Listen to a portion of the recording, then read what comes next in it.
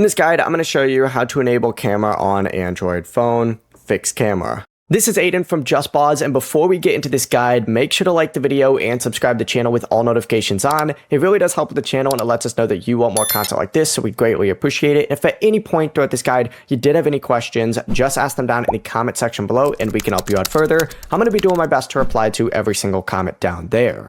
Begin by swiping up and you need to open up your settings and then just scroll down on here and you're going to see apps on this section. Find whatever app it is that's having issues with the camera. Let's just go ahead and say it is Telegram. So I'm just going to search for Telegram real quick, but open up whatever app it is for you. Select permissions right here. And then you need to go through and you need to just select camera. And if the camera is currently set to don't allow or change it to allow while using the app, go ahead and make sure it's on allow only while using the app.